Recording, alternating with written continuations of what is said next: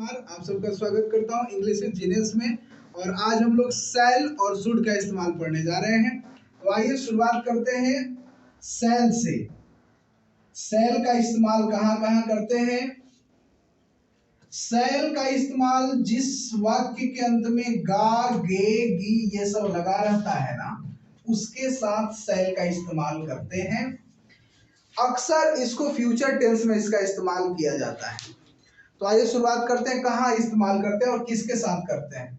हम सबको पता है कि person I, we, you, he, she, it, they होता है। तो वास्तव में इन सबके साथ सेल का इस्तेमाल नहीं होता है। सेल का इस्तेमाल केवल और केवल फर्स्ट पर्सन के साथ ही होता है। यह हमें याद रखना होगा कि केवल आई और वी के साथ ही सेल का इस्तेमाल किया जाता है। तो सबसे पहला इस्तेमाल है it is used in future tense. It is used in future tense with I and we. केवल फर्स्ट पर्सन के साथ हम लोग सेल का इस्तेमाल करते हैं। आइए उदाहरण देखते हैं। I shall play cricket. मैं क्रिकेट खेलूंगा। बिल्कुल सही बात है।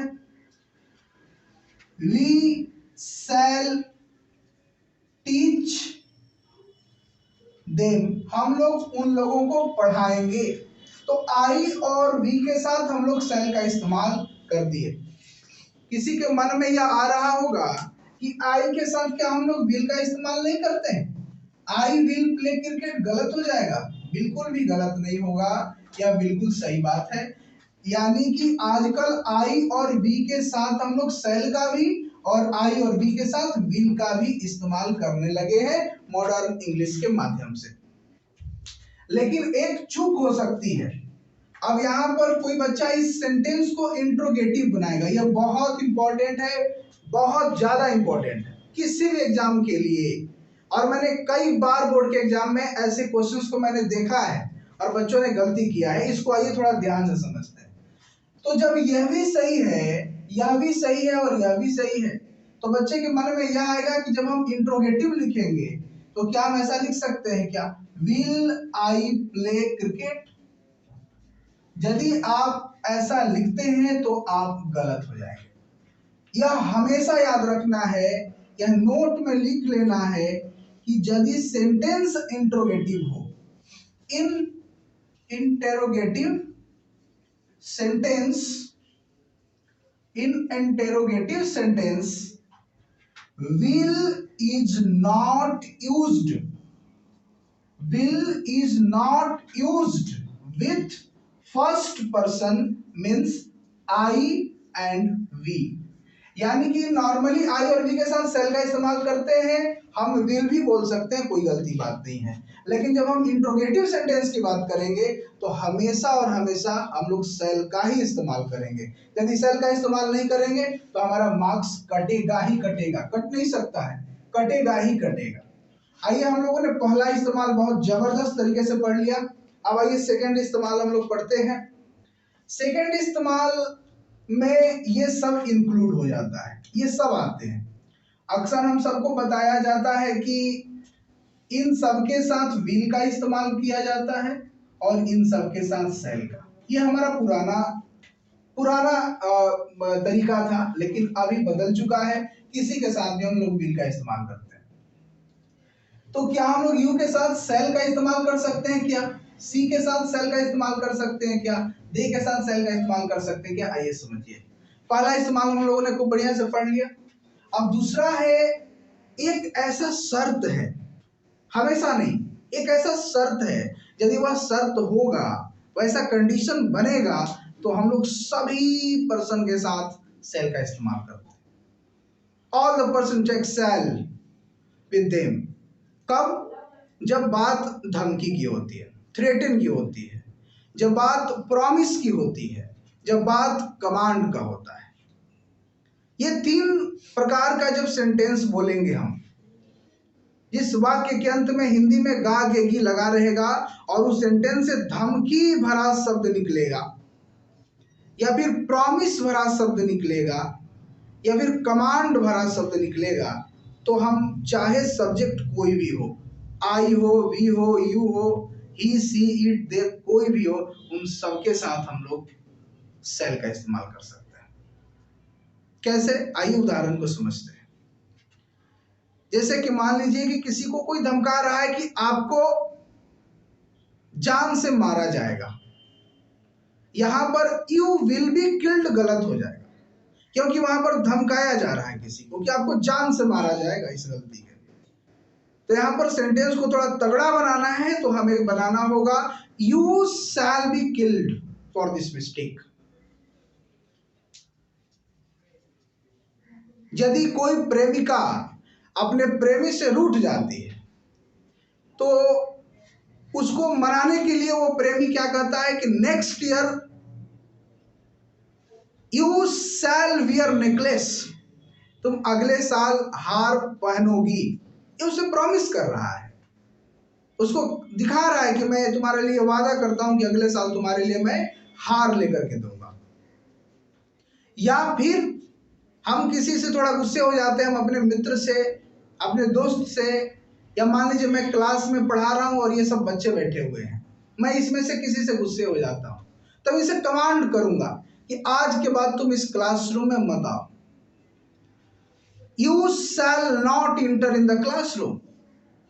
तो जब तीन प्रकार की अवस्था रहेगी, जब बात धमकी की हो जाएगी, जब बात प्रॉमिस की हो जाएगी या फिर कमांड की हो जाएगी, वहां पर हम सबके साथ सेल का इस्तेमाल करते हैं।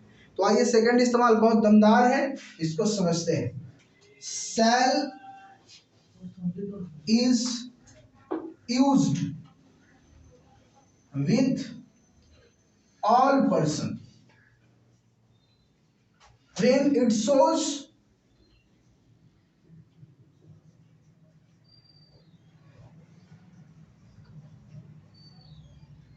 threaten, promise and command। अब आइए सेंटेंस, एक एक सेंटेंस हम इन सबसे लिख लेंगे ताकि आपको तीनों सेंटेंस याद रहे, ध्यान रहे। You shall be expelled from the exam। तुम्हें परीक्षा से एक्सपेल्ड कर दिया जाएगा।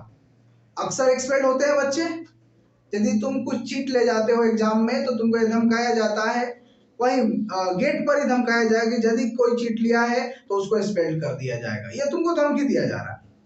अब सेकंड है हमारा, किसी प्रेमिका को प्रेमी क्या प्रॉमिस कर सकता है, कोई माँ अपने बच्चे को क्या प्रॉमिस कर सकती है, कोई पिता अपने बेटे को क्या प्रॉमिस कर सकता है, कोई अपने दोस्त दूसरे दोस्त को क्या प्रॉमिस कर सकता है। तो आइए, you shall wear necklace next year in your neck. अब थर्ड सेंटेंस है जो कि मैं यहां पर लिख देता हूं उसका, जिसमें कमांड को दर्शाना है, जिसमें उससे कोई बहुत ज्यादा दुश्मनी नहीं है लेकिन फिलहाल आप गुस्से में हैं तो उसको आप कमांड कर रहे हैं। जैसे आप किसी रूम में रहते हैं और आपका मित्र आपको आकर के बहुत ज्यादा तंग कर रहा है तो आप उसको कमांड करिएगा, you shall not inter my room. तुम मेरे रूम में अंदर नहीं आओगे, ये हमारा कमांड है। यहाँ पर हम ये लिख सकते हैं, ये कमांड को शो कर रहा है और ये हमारे थ्रेटन को शो कर रहा है और ये जो था वो प्रॉमिस को शो कर रहा है। तो ये सेल का हमारा इस्तेमाल था, कंप्लीट इस्तेमाल था। वैसे तो हम लोगों ने तीन इस्तेमाल पढ़ा, पहले नॉर्मली आईवी के साथ सेल इस्तेमाल हो सकता है, लेकिन यदि यही इंट्रोगेटिव में लिखना हो, नोट में मैंने लिखा हुआ भी है, इंट्रोगेटिव में लिखना हो तो आपके साथ विल का इस्तेमाल कभी नहीं, हमेशा सेल का ही होता है। दूसरा था यदि धमकाना हो किसी को, यदि प्रॉमिस करना हो किसी से, यदि कमांड की बात करनी है तो हम लोग सेल का इस्तेमाल कर सकते हैं। अब आइए हम लोग शुड का इस्तेमाल पढ़ते हैं।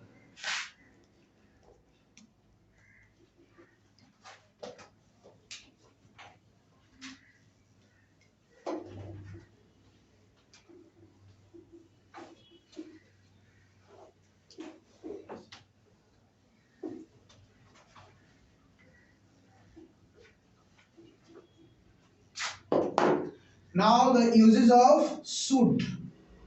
Uses of should. should का कहाँ कहाँ इस्तेमाल करेंगे आइए समझते हैं। पहला है should का मतलब होता है चाहिए। should मतलब होता है चाहिए। पहला, जैसे हम लोग अपने नॉर्मल कोई रूल को फॉलो करना होता है तो हम किसी को सलाह देने के संदर्भ में शुड का इस्तेमाल करते हैं। हम सबको ट्रैफिक रूल का पालन करना चाहिए। We should obey the rule of traffic. हम सबको अपने माता पिता का बात मानना चाहिए, आज्ञा का पालन करना चाहिए। We should obey our parents. हमें लेफ्ट ओर चलना चाहिए। We should in the side of left of the road. तो सबसे पहला इसका इस्तेमाल हुआ कि हम यदि किसी को सजेशन देना चाहते हैं तो वहां पर शुड का इस्तेमाल करते हैं। First, to show suggestion. To show suggestion, सलाह को दिखाने के लिए हम लोग शुड का इस्तेमाल करते हैं। एग्जाम्पल हो जाएगा हमारा, you should help the poor. तुम्हें गरीब की मदद करनी चाहिए। You should prepare for exam. तुम्हें परीक्षा की तैयारी करनी चाहिए। यह आपको कोई सलाह दे रहा है। पहला बहुत आसान था, आइए सेकंड समझते हैं। It is a past form of shall. यह सेल का पास्ट फॉर्म होता है। कैसे? जैसे कि एग्जाम्पल की तरफ देखा जाए, he said that I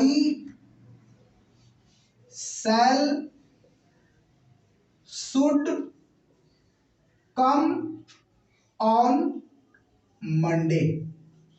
ये एरर्स के लिए बहुत ज्यादा महत्वपूर्ण है। ऐसे सेंटेंस में बच्चों को गलती कराया जाता है क्वेश्चन बनाने वाले के माध्यम से। क्वेश्चन बनाने वाला बहुत तेज होता है, ठीक है। तो आइए, ही सेड, यहां पर हमें क्या दिख रहा है प्यारे बच्चों? सेड एक पास्ट फॉर्म है। इसका ये जो प्रेजेंट होता है वो से होता है, ये सेड पास्ट है। तो जब यहां पर पास्ट हो गया ना, उसने कहा था कि मैं मंडे को आऊंगा। उसने बोला कि मैं मंडे को आऊंगा, लेकिन वह पास्ट में बोला था। इस बात वो अभी नहीं बोल रहा है, वह पास्ट में बोला था। यानी कि वह पास्ट की बात है तो शैल तो मीनिंग देगा कि आऊंगा, लेकिन फिलहाल इस्तेमाल किसका होगा? शुड का होगा। यहाँ शैल गलत हो जाएगा। तो हम लोग ये समझ सकते हैं। जैसे और भी हम लोग लिख सकते हैं, you said that I should give you gift. उसने बोला था कि मैं तुम्हें गिफ्ट दूंगा, लेकिन बोला था, पास्ट की बात है। तो पास्ट की जैसे बात हो गई तो सेल का इस्तेमाल नहीं, शुड का, क्योंकि सेल का पास्ट शुड होता है। आइए थर्ड इस्तेमाल पढ़ते हैं। शुड का तीसरा इस्तेमाल कहाँ करते हैं? शुड का प्यारे बच्चों तीसरा इस्तेमाल होता है, हम अपने रिग्रेट को शो करने के लिए करते हैं। जब हम कोई चीज को नहीं कर पाए, उसका मुझे दुख है, मुझे अंग्रेजी पढ़ना चाहिए था, मुझे इंजीनियरिंग कर लेना चाहिए था, उसने जो मुझे गाली दिया मुझे उसे मारना चाहिए था, मैं कर नहीं पाया, मैं इस बात को रिग्रेट कर रहा हूं। तो जब रिग्रेट करते हैं हम किसी बात को, हो नहीं पाया, अफसोस जाहिर करते हैं, तो वहां पर हम लोग शुड का इस्तेमाल करते हैं। To show regret, to show regret,